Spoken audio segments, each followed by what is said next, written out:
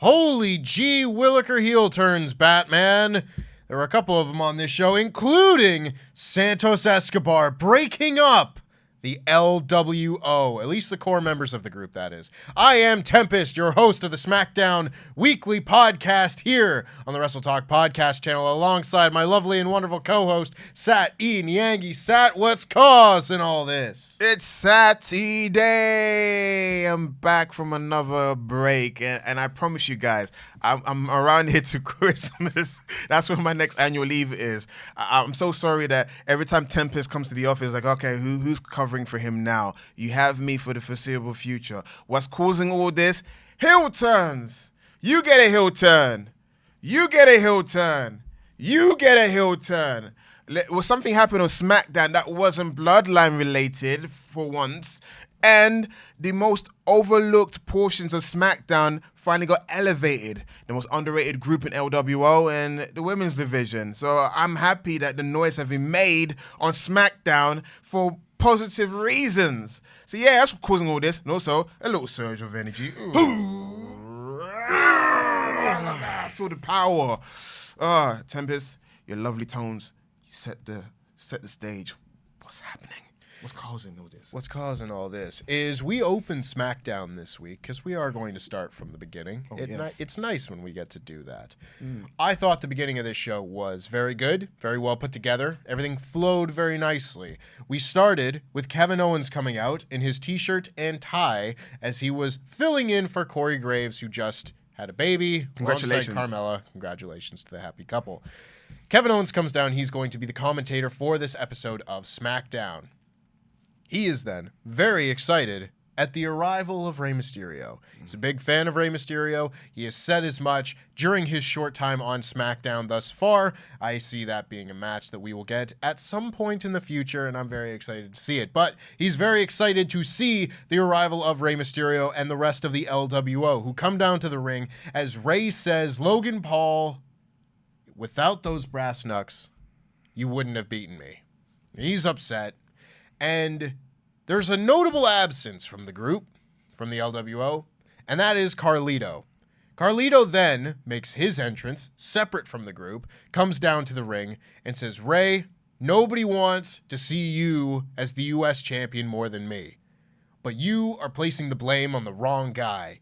You shouldn't be blaming Logan Paul for using the brass knucks. You should be blaming the guy who left the brass knucks on the ring apron, Santos Escobar. Or as you say, Santos Escobar. Indeed. And they then come face to face, and Santos Escobar is upset.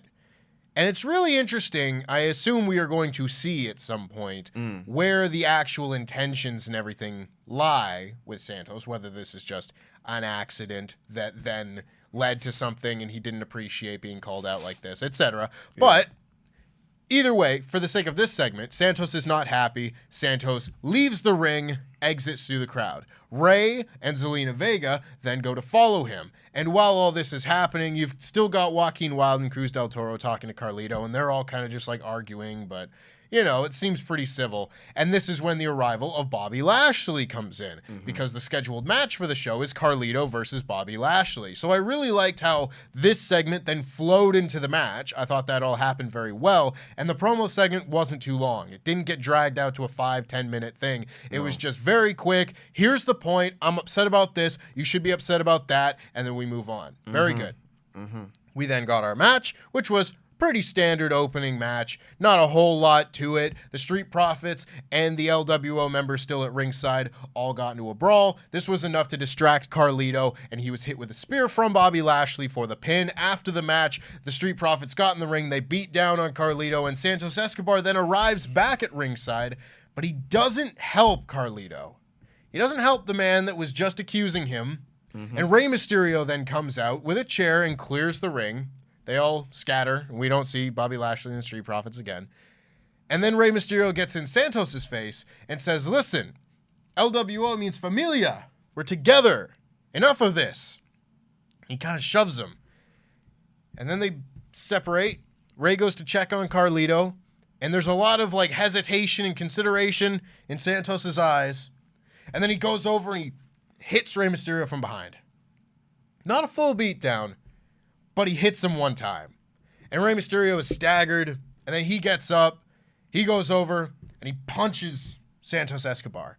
And so they've each gotten a shot in on each other. It's just like frustrations are boiling over, sometimes like instinctual reactions coming out. And they're both just kind of like, I shouldn't have done that, whatever. They both end up on the apron. And they're having a heart-to-heart, they're talking.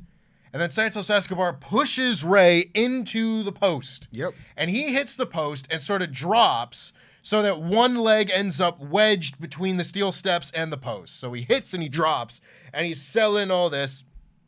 And Santos Escobar says, "You were my hero, Rey. You made me do this." And he walks over and he drop kicks the steps into Rey's knee. And that's the end of the segment as Zelina Vega comes out. He's like, "Why are you doing this?" She had a very good performance. Santos goes to the back and then is immediately shown leaving the building. After being asked why he did it, he said Rey had it coming. So that's your opening segment. The LWO members of Santos Escobar and the rest of the group have now gone their separate ways. Who's going to lie where in all of this? We still don't know. There is the Legado del Fantasma connection with a lot of these guys having a lot more history than some others. Maybe we will see a wedge being drawn there. That is all going to be remaining to be seen. But Seth, yes. What did you think of what I thought was a very effective heel turn to open the show? I was shocked. Here's me thinking, like, long-term storyline booking, it was going to be a gradual thing. I thought when Rey came out, he did the usual thing where he didn't mention that the brass knuckle was left behind by Santos. He's just blaming what he saw. He got punched in the face with a knuckle duster, and it's because of, Logan Paul. But afterwards, when Carlito came out, and then he kind of like called that ball, was like, listen, this guy dropped the ball, and he's got some sort of issues. So I thought, okay, this is like seed, been dropping in, so it'd be like weeks of progressive breakdown. But no, it happened all at once. But it needed to happen. You don't have to drag out things for weeks on end, and then the nuggets have been dropped there for ages. Is Santos Escobar genuine, or is he not? Even till now.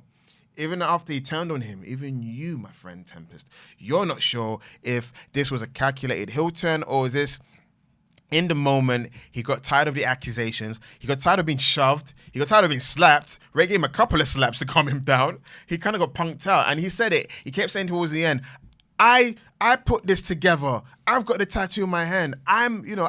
So in his mind is like, none of you, we wouldn't be unified or solidified if it wasn't for me. Because in his mind, he did a lot of positive things. He dissolved his own group and then incorporated it into Ray's old group. He gave him all the respect in the world, called him the best, and all that. In Santos' mind, is like he's done nothing wrong. He had a championship opportunity which he couldn't defend. He gave it to Rey Mysterio. He gave the blessings. So as far as he's concerned, he's been selfless for the group the whole time, and everyone else is being disrespectful towards him.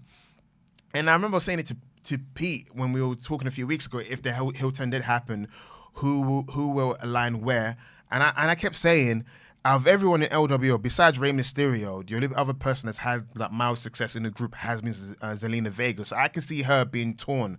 But when it comes to Cruz, Del Toro, and Joaquin Wilde, they've had no success. I'm sorry, they've had no success in LWO. They're the LWO job squad. They're the ones like eating pins. So I can see them saying, "Yeah, I'm tired of eating pins. Is this LWO colors? It's ruining me.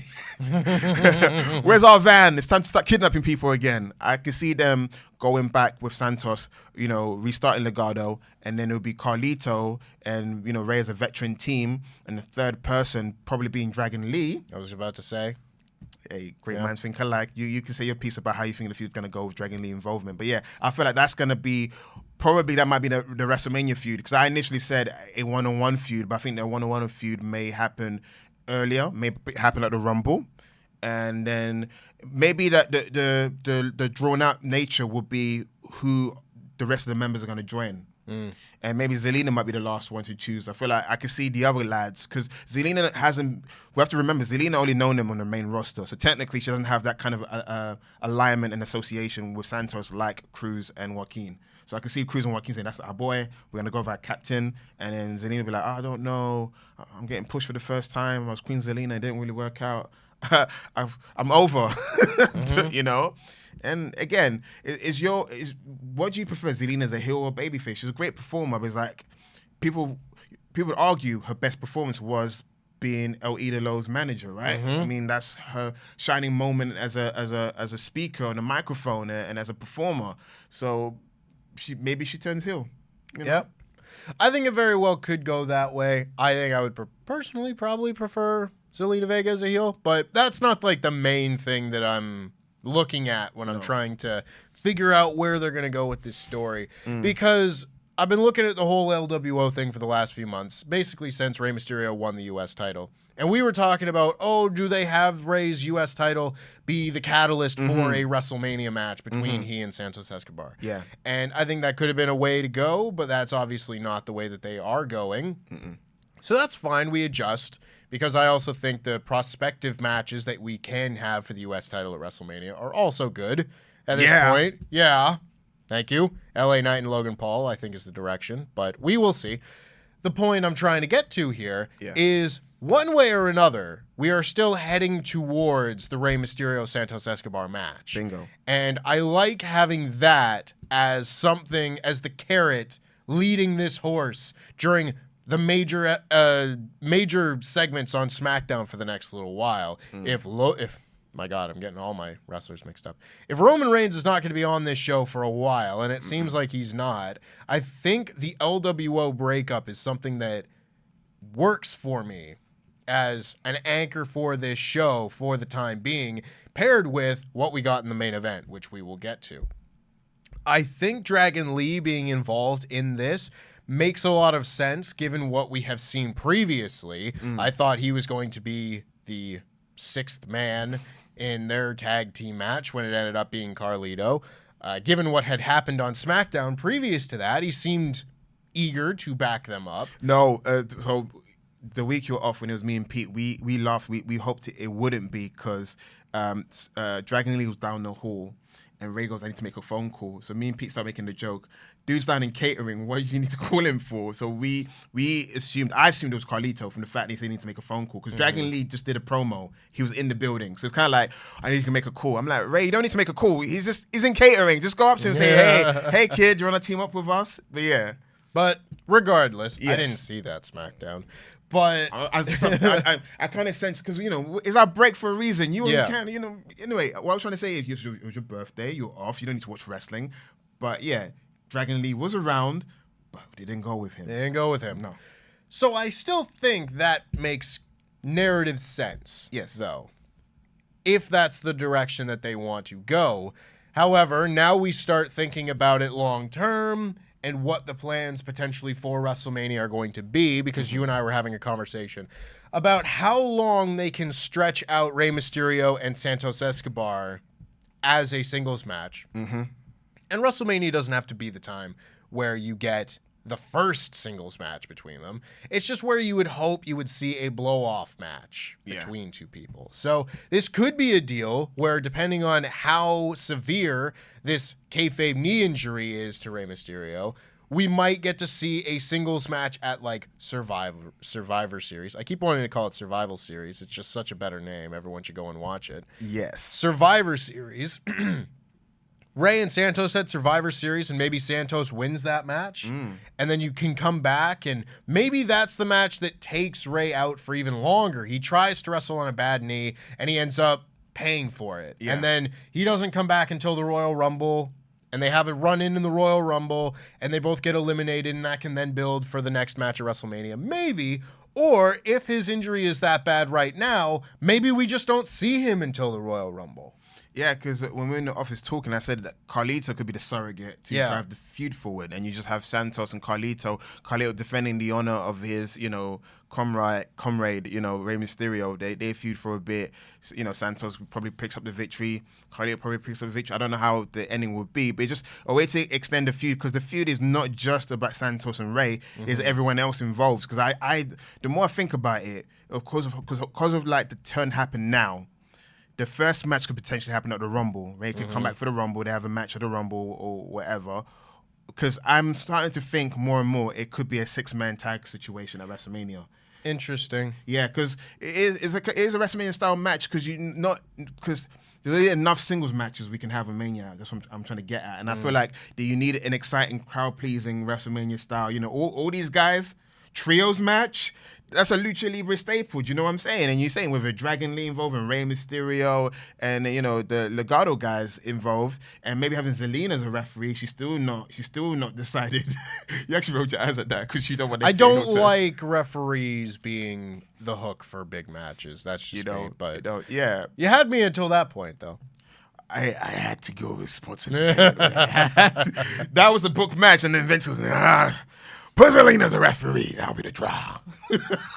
But yeah, I can see the 6-man tag being like the big blow-off match or the big marquee match. It gets all 6 guys on the show because he's like, oh, what do we do with Dragon Lee? What do we do with the Legado guys? Because the Battle Royal's not there anymore. I'm not saying that Dragon Lee's a Battle Royal type guy because, you know, Vince is not there anymore. But still, I can see that Santos Escobar and Rey Mysterio either wrestling at Elimination Chamber or Royal Rumble, and then you have all 6 guys doing a gang warfare situation at WrestleMania. I mean, you know, it sounds exciting to me. The more I think about it, like, ooh, I'm probably leaning more towards that. Because it'll break up the monotony of Rey Mysterio style feuds as well. It's like he had a blood feud with his son last year over betrayal, and it kind of changes a bit. It's a betrayal, but it's like a group betrayal because it involves more than one person, is everyone involved. So the dynamic does change. Yeah. I think you're right. You know, I don't know whether I would rather see a 6-man tag or see a one-on-one match at WrestleMania, but I think they would both be very good. I think both matches will happen, but we don't know which one will happen at Mania. That's the funny thing. That's exactly. I was thinking as you were saying that. It's like, well, maybe you do the trios match at Elimination Chamber and then use that to build to WrestleMania. Bingo. Or maybe you do it at WrestleMania, or maybe you do the singles match at WrestleMania and then the trios match at Backlash or something like that. Exactly. So it's gonna happen, guys. When it does happen, just remember we theorized this. You know, we came up with this. So a very effective heel turn on the day, though, I thought. Oh, just in general, I thought that the gradual decision-making progress was illustrated very well in Santos Escobar. Like, it wasn't like just a switch is flipped and he snaps and he's angry and he goes and he beats him up. It was like he did it and then he was like, oh, should I have done that? And then he did it again and then he really had to commit because now he's like, well, now I've done it, so... You're right. The whole thing, I thought it was just executed very well. Because when he did it, I was like, did he hit him? Because he raised him up like he was trying to comfort him. But like, no, you attacked him. Are you going to lie that someone else attacked him? It was a bit bizarre. Because when it happened, I was like, because I was trying to kick out Carlito. That was intentional. But when the initial hit, it was very weird. It was like, because when you go to attack someone, you do full force. He more like tapped him. It's more like, and then it's like, and he held him, and it's like, it was meant to be you and I for life. And you see that he's heartbroken. Santos is heartbroken. And I realized it's been a trend on SmackDown. You've had heel turns where it's like you said, it's not a flip of a switch and then the personalities change. It's kind of like you're seeing the thought process is a gradual turn. They gradually get into more and more angry, more and more, psychopathic in intent. Because even I use Jimmy Uso's situation. It wasn't a full-blown heel turn. It's more like he's trying to rationalize the heel turn. You got all these heels trying to be like, no, I'm in the right. I'm the victim. He accused me. Why should I defend a guy that accused me, Ray? Doesn't make sense. Who is this guy? I didn't want him in. You're inviting too many people in this group. You know, it's all of that. I feel like there's a lot of pent-up frustration that he's been swallowing for the benefit of the group. And so in his mind, he's like, nah, enough's enough, man. I've given you that respect, but you didn't respect me. I'm Santos Escobar. I am the emperor of Lucha Libre. He's coming back. And the song, please don't change the song. Give me the Legado theme. Legado. It's a theme, it's a bop. So let us know what you thought of Santos Escobar's heel turn on this show, where you think the LWO is going to go, and who's going to end up on either side of this LWO Civil War. Let us know the answer to all those things in the comments down below. And make sure to like this video and subscribe to the WrestleTalk Podcast channel so you never miss a fun podcast. Before we move on, do you think there's going to be a new LWO with Dragon Lee, Carlito, and Ray, or that's going to die? LWO versus Legado. I think once we end up splitting, I think that will kind of be it. Like, I don't think you're going to see Rey Mysterio and Carlito and Dragon Lee, if that is the trio that we get. Or a temporary one. Okay, after the feud's over, then they get rid of the colors. Yeah, maybe. I don't know. I don't see it being a super long-term thing for them. They just debuted a new theme this year. Viva la raza! That doesn't mean anything to these people. They'll rig up another one.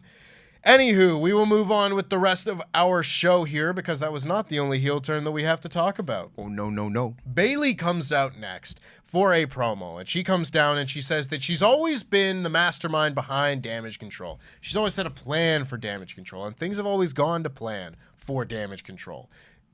Io and Dakota were women's tag team champions. Io wins Money in the Bank.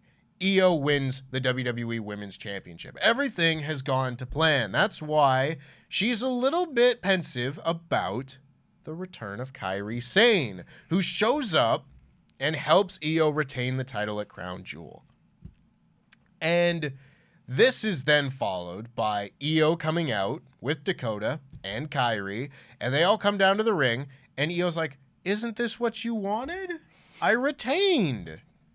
I got some help and I retained." And Bayley the whole time is just kind of like waiting to be jumped, it felt like. She shows the footage on the big screen. Why would you do Which that? is like, yeah, why would you do that? Why would you just remind the person you're a little bit scared of that you attempted to murder them? But regardless, that's what she does. She shows the footage from 2020 of her beating up Kairi backstage during the pandemic era. And that was the last time we ever saw Kairi in WWE. And so, with that fresh in her mind, Kairi just says, "Bayley, I forgive you." And Bayley's like, "Okay." And they all get ready, and they all have a big group hug. And Bayley's like, "I'm not a hugger anymore. Please stop hugging me. I don't like it. I feel uncomfortable." And at this point, Bianca comes out. Bianca says, "I'm going to beat up everybody in Damage Control," and Bayley laughs at her. And she says, "But thankfully, I am not the only person that doesn't like Damage Control." And Charlotte comes out, and then Asuka comes out. So you can already start to notice that lines are being drawn, battle lines are being drawn, maybe for a potential big team match that may or may not be coming at the next pay-per-view. It's conveniently scheduled, is what I'm saying. But it's the way things always are. Gang warfare happens in November. Everybody knows that. War games. War games!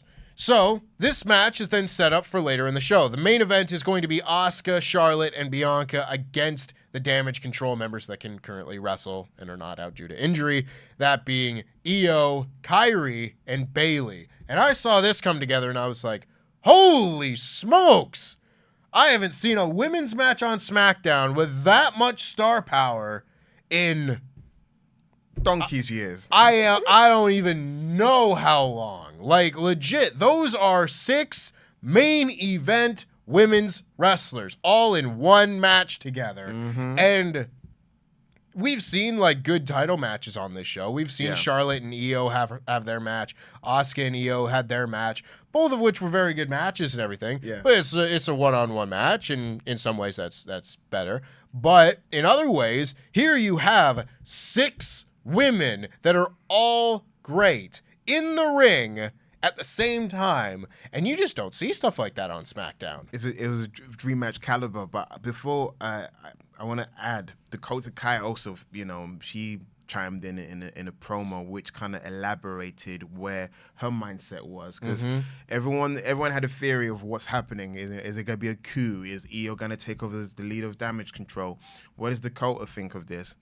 Dakota said a line about saying how she knew about the recruitment of Kairi and how they're trying to help Bayley because recent results have shown that, in their mind, Bayley's overwhelmed. The pressure and the burden of being a leader has become too much, and they want to help her. I've been reading between the lines in people's promos, and because weeks ago, I think you were off for this one, Charlotte Flair did a promo on Bayley, said, "What happened to you? You used to be great, and now you're taking the pins, blah, blah."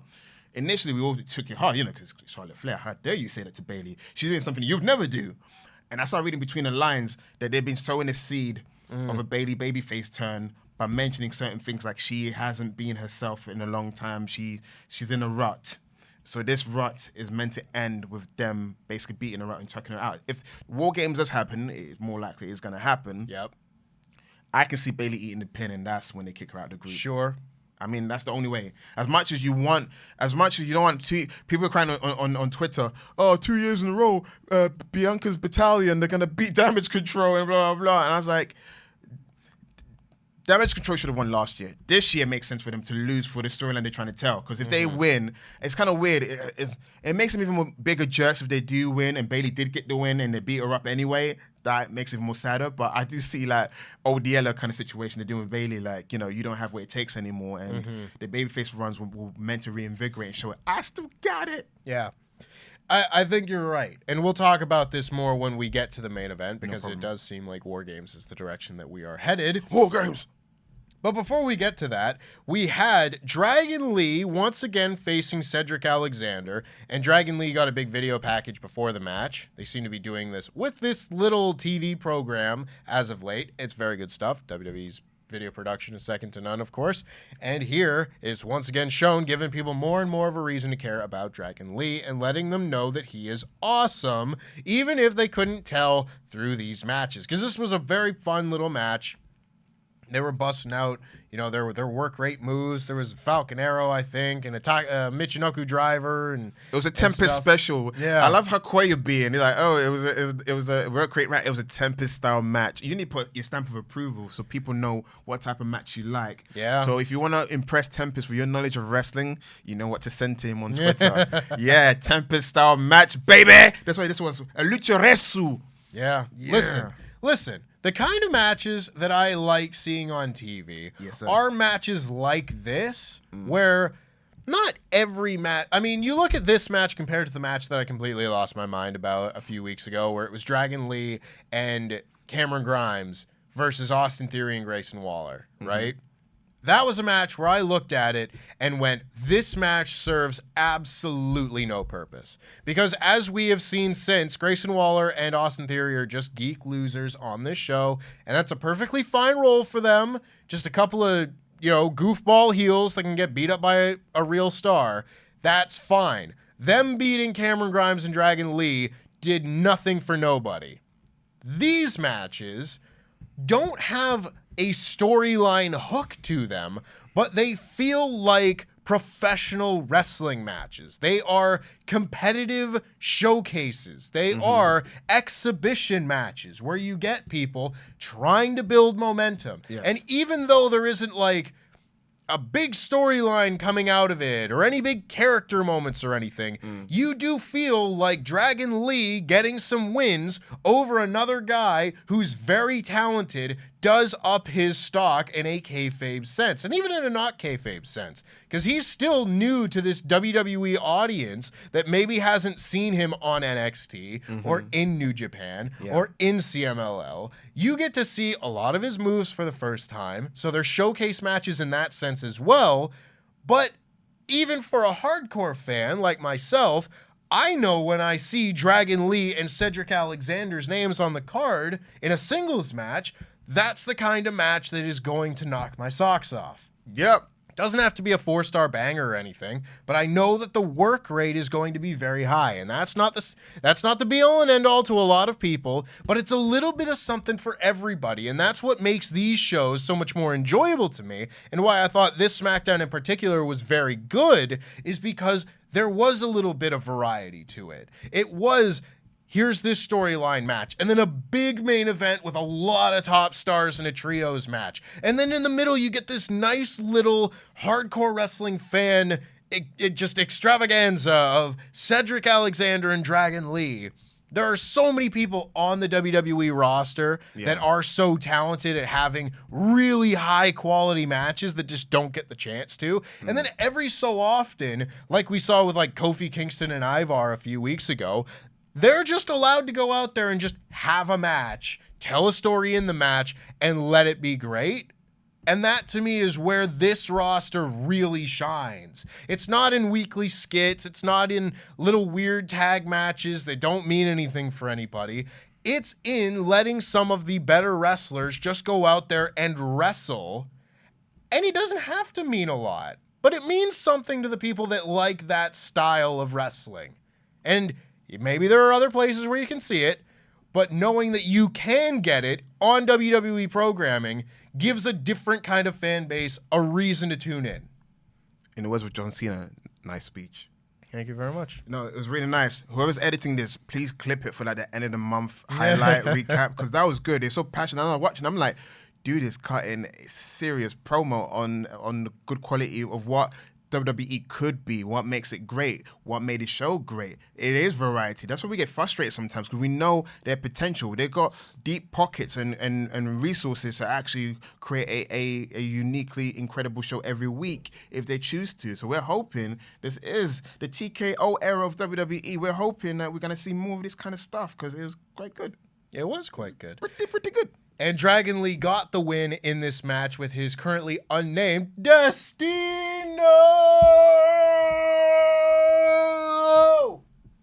Shout out to Kevin Kelly. This is a very good match. I don't know if we'll see it again, but I'm always down for seeing Dragon Lee. I'm just pointing it out there. Do you think, because there's the backstage segment that happened with B-Fab still looking at street business? That's what I'm calling it now. I need to truncate that the names down. I'm calling him street business. She's on the screen and Ashanti the Adonis is like, hey, what you doing, kind of thing. I'm like, oh, Ashanti's been left behind.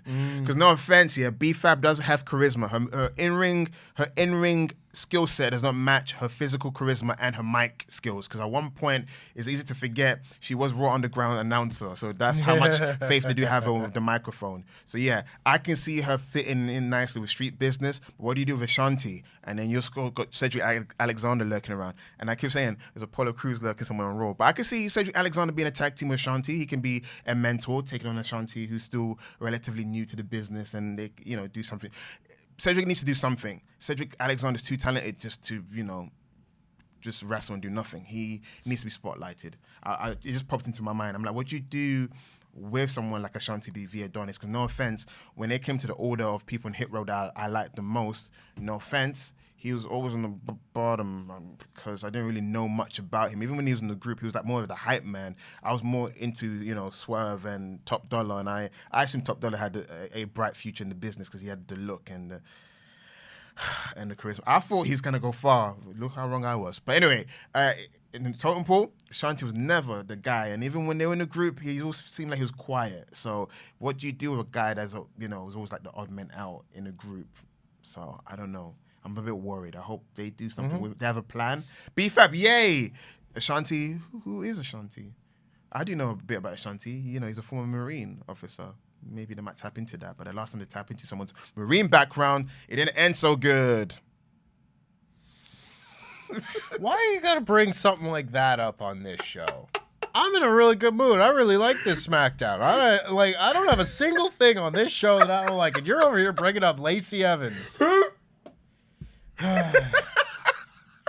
Anyway, next we have LA Knight, coming out, and he cuts a promo about how he would have won at Crown Jewel if not for Jimmy Uso.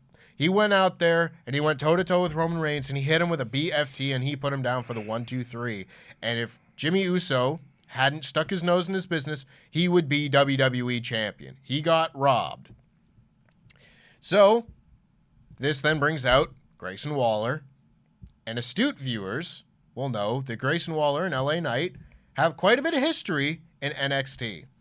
That was not mentioned at any point during this show, and it was certainly not treated as an important factor during this show, but I thought I would bring it up anyway. Grayson Waller cuts a promo on La Knight. La Knight. I like that. I like that. Such a douche thing to do. Such a douchebag. I love it. You know them ones where sometimes like I can believe he's a douchebag because he plays it so well. It's like I'm shocked you're acting because there's no hint of fraudulent behavior behind how you're acting. He oozes it. Yeah. So he gets a promo on LA Knight and he says that, do you really think that you deserve to be in the same ring as Roman Reigns and such. And they end up in a brawl, and there's goes to commercial, they come back, and they have a match. And the whole time, Kevin Owens is just clowning this guy on commentary. They end up going over to the commentary desk. Kevin Owens keeps saying, you have too many sparkles on your gear. Get those sparkles away from me. I hate sparkles. And they get back in the ring. And I mean, this match was fine. It was fairly average. TV match. It was a TV match. And LA Knight wins, hits the BFT, gets the win in very convincing fashion as well. And I will say, just because I'm in a praise praising mood today, I want to say. Even in something like this, I can see that WWE has taken great steps in their presentation of baby faces. Because you look back a few years ago, and one of my biggest pet peeves in all of WWE was that no matter who you were, what kind of babyface you were going to sell for like 3/4 of the match. Yeah. You know? Didn't matter if you were Asuka in your debut match against Emma. Like, forget all of NXT Asuka. That never happened. Now Asuka is selling for 75% of her match against Emma, and then is just going to fire up and hit a kick and lock in an Asuka lock or whatever, and that's the finish. But, like, Asuka didn't appear dominant in those matches because she was a babyface. She had to sell. You look at a match like Roman Reigns and Samoa Joe from that Backlash show that everybody hated. And that match was awful because even though Roman was not a guy that people wanted to get behind, he was a babyface and had to sell for the entire match. And there's certainly nothing particularly wrong with that formula when it works. But a lot of the time, WWE would force their matches into a box that it didn't fit. And now you're seeing a guy like LA Knight, who's very popular and just came off of a pretty big main event match against Roman Reigns at a premium live event, and go into a match with Grayson Waller.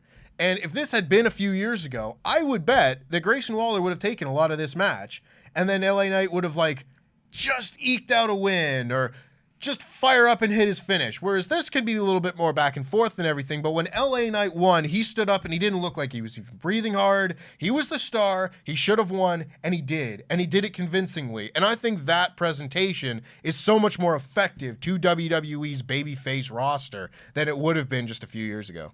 Yeah, you're right. It seems like they're breaking up the formula they used to have before, and that's the reason why moving in the last 20 years, they have a lot of credible upper tier baby faces than ever before. But going back to the promo that LA Knight did with Grayson Waller, there was a few sound bites that I wrote down that I wanted to elaborate for anyone that hasn't watched SmackDown yet. Because LA Knight, as my astute colleague right here said, LA Knight and Grayson Waller is almost like Rock and Austin levels of feud. They go way back. They feuded it to the point where when they started feuding, actually, Grayson Waller was a babyface and LA Knight was a heel. They actually swapped places. They actually had a double turn in their feud. LA Knight had a brief babyface run in NXT because of his feud with Grayson Waller, because Grayson Waller was such an overbearing babyface that he became a heel. So anyway, in NXT, Grayson Waller beat LA Knight, I feel like 2-3 times. LA Knight could never win a match with him. When it came to like backstage segments or whatever, LA Knight will get the upper hand. But when it comes to actual matches itself, Grayson Waller always beat him. So to come to the main roster, where both guys have had microphone times before, I don't remember LA Knight ever cooking Grayson Waller this bad before. But whoo, he went to town on him. Excuse any kids there, I'm about to say a certain language. Grayson Waller calls LA Knight a kangaroo jackass, which got a little snorting laughter from Michael Cole. And he goes, the Grayson Waller effect sounds like an STD.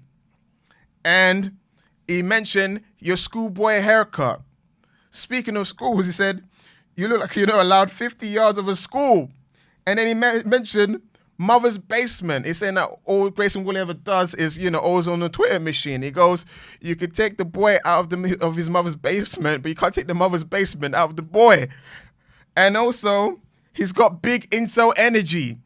So yeah, LA Knight cooked Grayson Waller in that promo real good. And good old Grayson was a good sport. He nearly broke character at one of the insults, which was the 50 yards from school one. He went in hard. You'd think, someone hates Grayson Waller, so they want him, bury him. But, we're not in that era anymore. But still, he cooked him hard. Barbie, shrimp on the Barbie, as they say in Australia. Yeah, I'm done. Yeah, sorry, because there's nothing I can add to it. I just remembered that I was like, these are tidbits that I need to say, because I know, because you focus on the action, I focus on the minutia, the minimal stuff. That he's a big planner, I'm the small little planner, and that's why we complement each other so well. So this was, I thought, a fairly effective segment. Like, it wasn't anything I will especially remember weeks from now. But in terms of how you portray a guy immediately following a main event loss that pretty much like everybody, except for one guy I talked to at our live event, really thought that LA Knight was going to lose. I thought they did a fair enough job of like keeping his heat and everything. You know, he still feels like an important guy, still got a big reaction, and he got a big win, and he cut a promo on a guy and, you know, belittled him, but it's Grayson Waller and it's LA Knight. A few years ago, though, there might be smoke to that fire. A few years ago, if this match happened, I could see Jimmy Uso distracting LA Knight. Absolutely.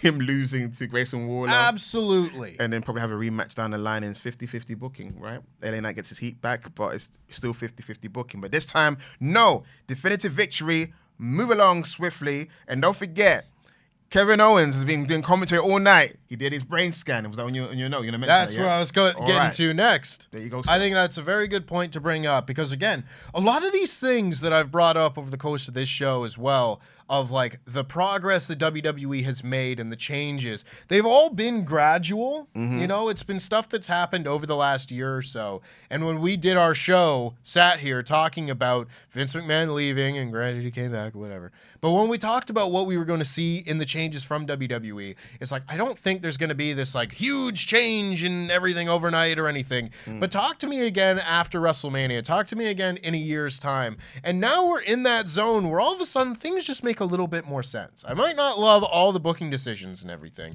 on a grander level, but a lot of the actual like just basic wrestling booking has been very much cleared up, where you don't have the guy that just main evented your last pay-per-view just losing to a geek heel on the next week's show because he got distracted by whatever. So those things I think are a big improvement.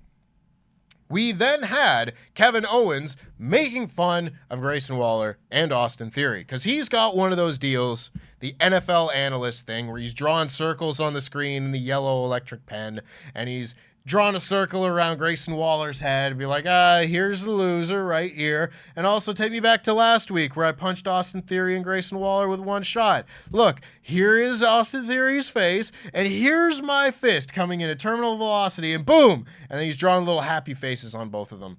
It's what Pat McAfee was doing last year. Kevin Owens is a funny guy. And also, shout out to OG viewers. Probably the brain healing used to do it. He used to do the brain scan. That was the good times. I love it. Have a screen and a pen, and you're making fun of a heel baby face. Warms my heart. Yeah. So Austin Theory and Grayson Waller don't like this, and they come out and they start antagonizing Kevin Owens a little bit, and they then pour water on Kevin Owens' head. And Kevin Owens doesn't like that. He goes and he beats them both up. He leaves them with a stunner, and they go on their way. As I later find out, Kevin Owens has been suspended by Nick Aldis for this, which I don't know why exactly, because, like, it seems pretty standard wrestling stuff. I guess if you want to make the argument that it's like, well, he was a commentator on this show, and a commentator can't be beating up the competitors. Actually, or whatever. It was actually mentioned. So basically, going back to the Rey Mysterio attack, Kevin Owens established he's a huge fan of Rey Mysterio. Michael Cole even said, you guys are friends. So when the attack was happening, because my mind's more fresh because I watched it an hour ago, so that's why I'm going over this. Michael Cole mentioned to KO, I know you probably want to step in and stop this, but you can't because the commentary gig, he promised that he's not allowed to get involved and he gets suspended. So it was mentioned during that point. So it's like a continuation of that. Yeah, I watch these shows at like 6 a.m. So no, that's what I'm saying. No. Listen, I'm not throwing it under the bus. I'm saying that my mind's more fresher because, you watched it once, you took the note, because you're typing notes as you're doing it. I basically type notes and I pause it. He's watching shit live and wherever. Yeah, I heard that part of the portion of the promo, and it's basically as a follow-up. When it was mentioned, I was like, oh, that's interesting. It's a great way for why KO, you can step in and be part of this feud if you wanted to be as well. But he's like, I can't. I'm doing commentary. Nick Aldis said if I get involved, I get suspended. And later on, he punched 2 guys and he got suspended. So at least there's setup and payoff there. There you go. Either way, Nick Aldis is handing out punishments a little too liberally for my liking. I mean, he gave Jey Uso a fine and everything for just like attacking his brother, but like that's just what you do in wrestling, I think. But whatever, I don't care. It's all fine stuff. I hope that just means that like Kevin Owens Kevin Owens will be suspended for like 2 or 3 weeks and then be the fifth member of the babyface team at War Games or something like that. I think that's all well and good. Oh, you mean a part of like a weird feud between Nick Aldis and Adam Pearce? So Adam Pearce goes, "Oh, since you're suspended here, you can come in temporarily." And Maybe. You're meddling with one of my wrestlers. Yeah. Could well be something Tit for tat. this. Yeah. Tit for tat. So backstage, we have Jimmy Uso saying that he is going to face LA Knight next week on SmackDown, and he gets a phone call from Roman Reigns. And then we had our main event match, our big star-studded main event match of Bianca Belair, Charlotte Flair, and Asuka against Kairi Sane, Io Sky, and Bayley. Now, I went into this match going, wow, look at these guys. Like, holy smokes, who's going to take the pin in this match? I didn't have to worry about that. I thought it was going to be Bayley, to be honest. Yeah, I mean, it could well be, but like you look at the lay of the land here, and it was like, okay, there's not like an easy choice, you know, like there is in some matches where it's like, okay, we've got 5 stars and you. Anywho, this match, it's good. It was mostly an angle, but while it was on, it was good. Good workers involved and everything. And Bianca ends up being the one who is taking a lot of the heat. She's making the crawl for the hot tag. Charlotte Flair's not on the apron. The only one that is there is Asuka. So Bianca is crawling, and she makes it to the corner, but Asuka takes her hand away, leaves her hanging. And Bianca's like, how could you do this to me? You've only betrayed me so many times. And Bianca gets up, and Asuka spits the mist in her face. And so at this point, she gets in the ring and she hugs the other members of Damage Control. And Charlotte Flair gets over and they all the match breaks down. There's a brawl. The match gets thrown out. It's a no contest, DQ, whatever you want to call it. And Shotzi runs in to try and make the save to no avail because she's Shotzi. And she's not going to take on 5 of the top stars in WWE. Even her energy as she came out, I was like, bless her. Yeah. She goes down. All of them get beat up. The heel team stands strong. Io hits a big moonsault. Kairi hits the insane elbow.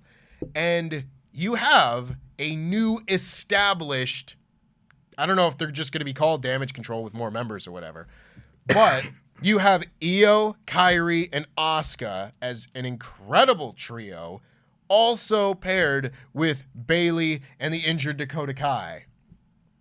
This is some life being breathed in to the SmackDown women's division. Because we have said for a long time, it seemed like a revolving door situation where one of Bianca, Charlotte, or Asuka always like exits for a little bit when one of them comes back. And it seemed like it was Asuka's turn to take a few weeks off since Bianca got back. And now, maybe that's not going to be the case anymore. Now we can actually have all these members of the SmackDown women's division on TV at the same time. You have Kairi Sane, who to me, I was losing my mind when she came out. You can go and watch the tape in our live event, live reactions, where Kairi comes back because I'm like, SmackDown gets a friggin' win. SmackDown gets some new top women's talent to mix things up, freshen up the division, and immediately this whole package is once again fresh. And yes, it is going right into War Games, and I don't know who's going to be on the other side of this War Games match, if that is the way they want to go, but I'm into it.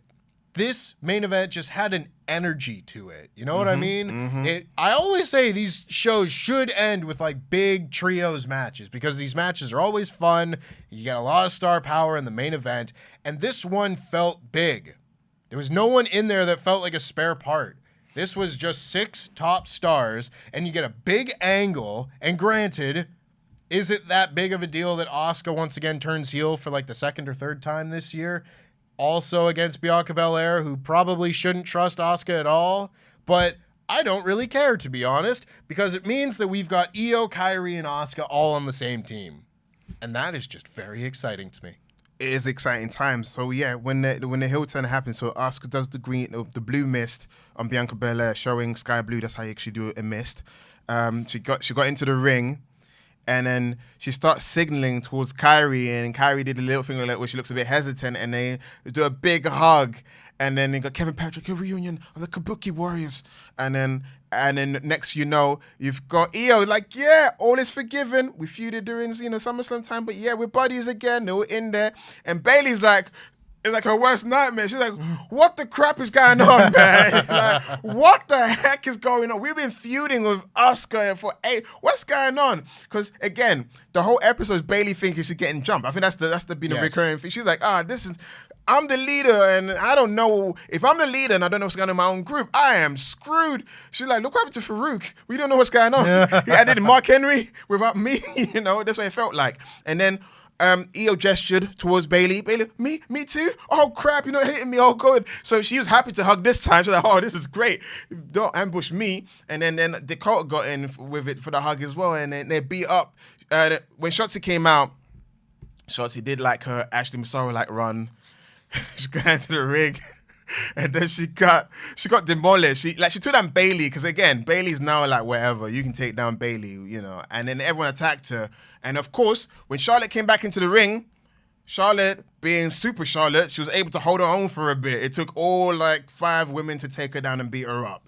So yeah, say what you will. There's a new group happening, and I'm starting to think Dakota may stay with this group because there's someone in the back saying we need an English translator. Unfortunately, they need the promo cutter. They'll be like, Io said this, blah blah. They're all gonna speak in a native language, which is great, but they're gonna need a English speaker in the group to speak for them. And the fact that Dakota's got a knee injury, she can be the quote unquote manager for the new group when they do eventually kick out Bayley, because they can say, Bayley, you don't have what it takes anymore. You couldn't cut the mustard. It's going to be very interesting to see where all this goes, because I do think you're right. I think eventually this leads to Bayley being excommunicated from her own group.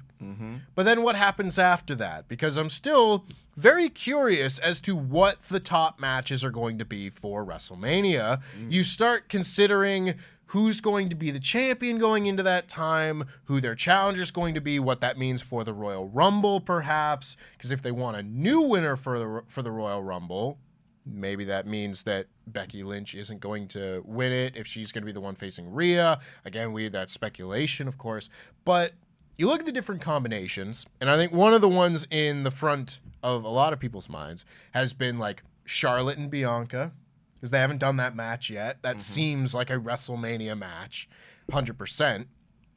That could be it. Of course, that would require the title to be moved on to one of them, and they're never slow to put the title on Charlotte Flair, of course, but Bianca's just had a long run. I don't know if that, at this exact moment, is as intriguing an option as something involving these damage control characters. Maybe you have Bayley challenge for the title as a babyface against Io at WrestleMania. Yeah. That, I think, would be very intriguing, both from a storyline perspective and just from, like, Bayley's one of the only horsewomen that hasn't won a Royal Rumble. Hasn't really gotten that big WrestleMania moment in recent years. I don't know. You're thinking what I'm thinking. I was going to say that. Yeah, yes to all of that. This has to be, thank you, Bayley, for being selfless. Now we're going to put you back where you belong on the spotlight, being respected on the main stage. Because before it was like, Becky being the first woman to win the Royal Rumble twice. Yeah, it's a good accolade to have. I would have complained there, but Bayley winning for the first time like that. I said Becky, right? You're good. Yeah, because you're good. Listen, a few weeks ago, I said Braun Breaker was in WrestleMania Fatal 4-Way instead of Braun Strowman, so I have to make sure I get my B's right. It happens to the best of us. So Becky, good contender, but Bayley, I want this to be Bayley's redemption tour, because I can 100% see Charlotte being the one, the catalyst to trying to build up her confidence again. And for me, like I was saying, we've all been groaning. Bayley is not being the same Bayley that we know and love. She's been taking too many L's to the point where it's not effective to beat her anymore because all she does is lose. It reminds me late stage Chris Jericho before he went to AEW. You expect him to lose, the veteran thing. And she's not even that old. She's still got more in her prime. Yeah, it's post-knee injury Bayley. She's not the Bayley we knew from NXT or early time in the main roster, but I still feel like we haven't really. Bayley hasn't been given an opportunity since her matches with Bianca to do more. Mm-hmm. It's been safe mode. 2 minute, 3 minute TV matches we've been getting. Trios matches. When she wrestles Charlotte now, it's 2 minute squash matches now. So we haven't really seen her go full pelt. Maybe they've been waiting for her like a year. I don't know how it works for wrestlers. Maybe they need a year to settle in before they go ham as a wrestler again. They have to go slow for a bit. But I feel like it's time that Bayley gets her reward for being so selfless in that group. And, her versus Io for the title is intriguing. It becomes a blood feud. Her being betrayed by her own group. It's kind of like the design that Edge had for Judgment Day. Let me be the leader for a bit. Then you kick me out. Then I'm mad. Then I want to wrestle you. This is what they've done. They've come to that point.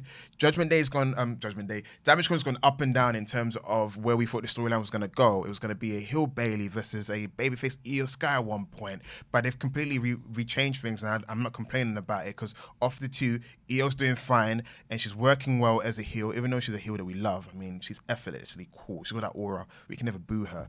But Bayley, my goodness, she's been heel for too long. She's been heel for so long that her hair's getting long. So please, she hasn't got the Karen hair anymore.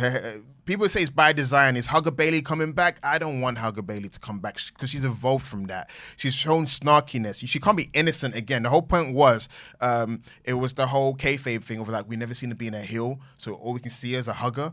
She's not a hugger. She's snarky. She doesn't like Michael Cole. Mm-hmm. Let's keep that going. Ding dong, hello.